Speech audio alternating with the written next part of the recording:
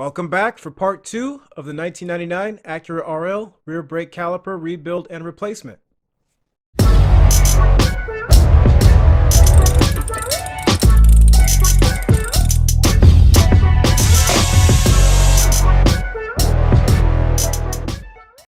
Alright, so now we can put the caliper back on as an assembly like this,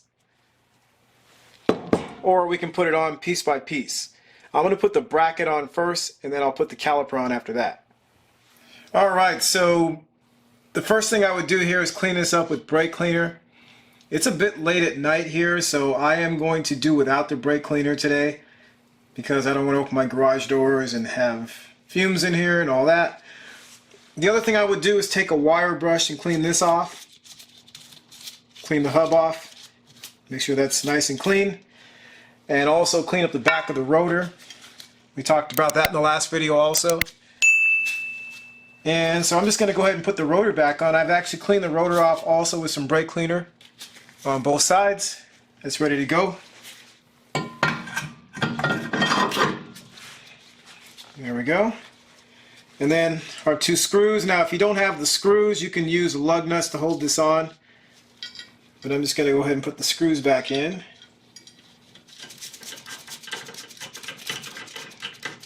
Do the same thing for this one. Again, this is a number 3 bit, and we've got the impact driver. We'll be using that in a second here.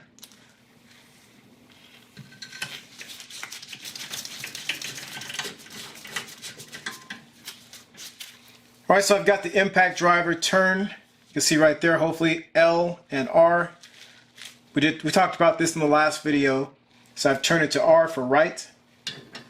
Put that in there. And then with our hammer, that's in.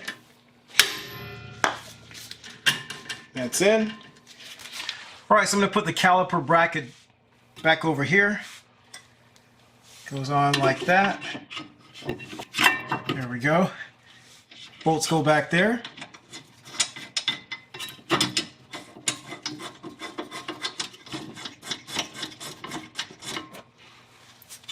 Second bolt.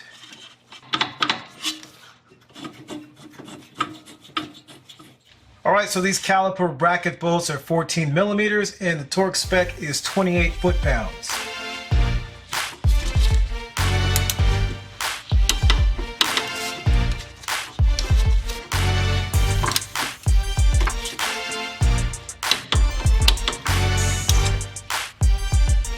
Nice and tight.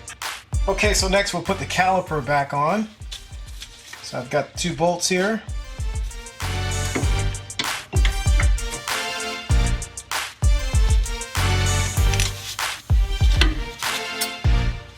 I'm going to put the top bolt in only right now.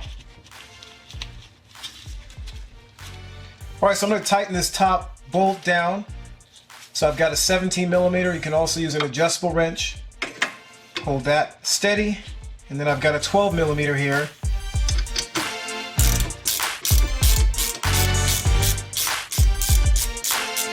That's good enough for right now.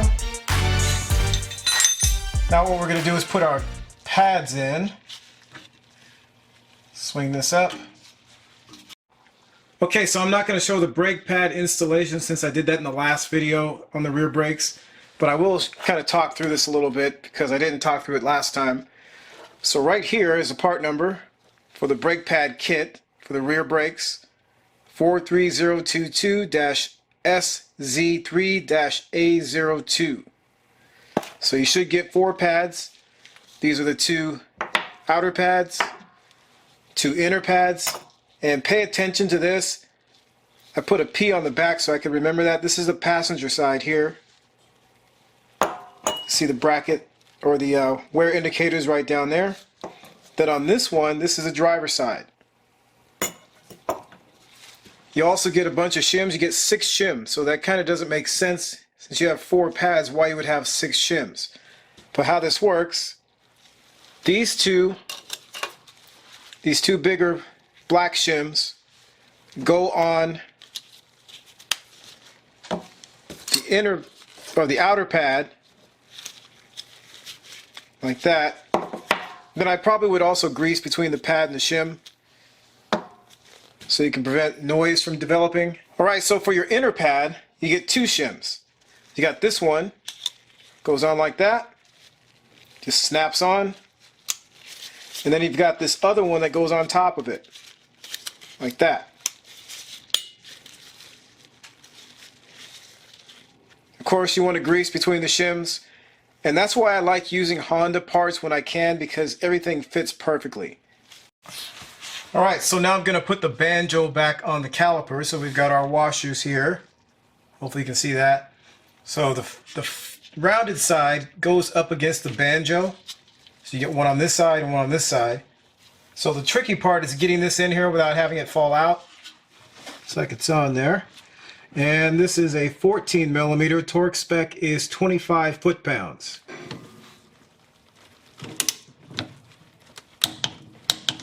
Go ahead and take the hose clamp off here. Okay, so what I need to do next is bleed the brakes. So before I can do that, I need to check the level on this reservoir here. See right there, that's the max line. Some of the earlier models of the Acura RL actually have the max line down here. So we're going to go ahead and put in some brake fluid. You're supposed to use .3 Honda. I never have .3 Honda on hand, because usually when I have a brake issue, it's when the dealerships are closed, or driving all the way down to the dealership, or even trying to find it locally here.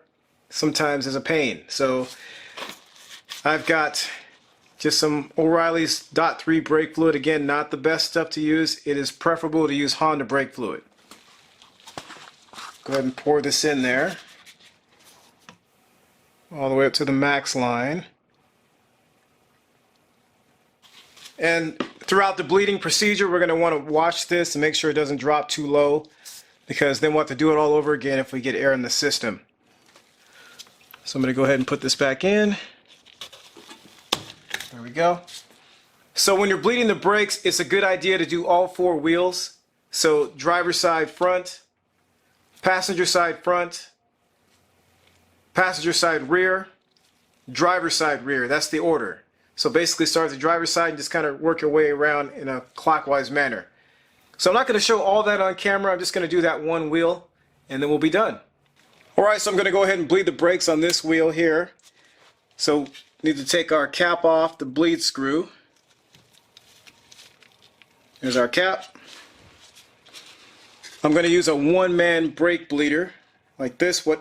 Now it's got a magnet right there. You've got this bottle, and then you've also got the hose, and it comes with these adapters too. And how this works, this goes right in there like that.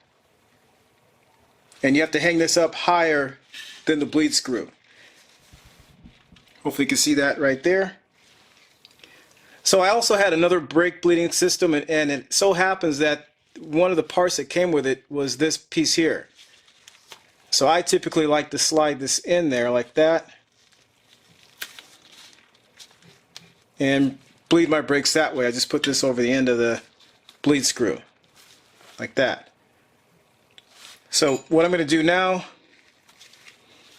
put my 10 millimeter wrench on there, put this over that, and then crack this open about one turn. There we go. That's pretty tight. Crack that open. That's usually good about right there. We'll leave the wrench there. So what I have to do now is get in the car, press the brake pedal, and that's going to force some of the brake fluid out of that caliper and into this line. So what we're looking for is we want to make sure there's no air bubbles in the line, and that'll tell us that it's properly bled.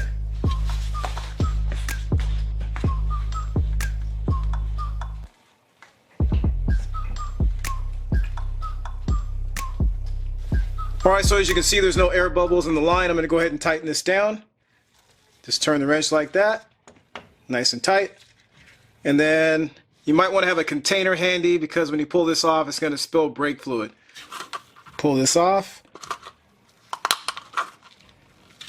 and just tilt that up, and then just take this off the car. Alright, and then just properly dispose of the brake fluid, of course. And also, don't forget to put your cap back on too. It goes on like that. The last thing to do is to top off the brake fluid reservoir, and that's it. Alright, so there you have it. There's a rear brake caliper rebuild on the 1999 Acura RL. And of course, the last thing to do here would be to put your wheels back on and tighten the lug nuts to 80 foot-pounds with the car on the ground.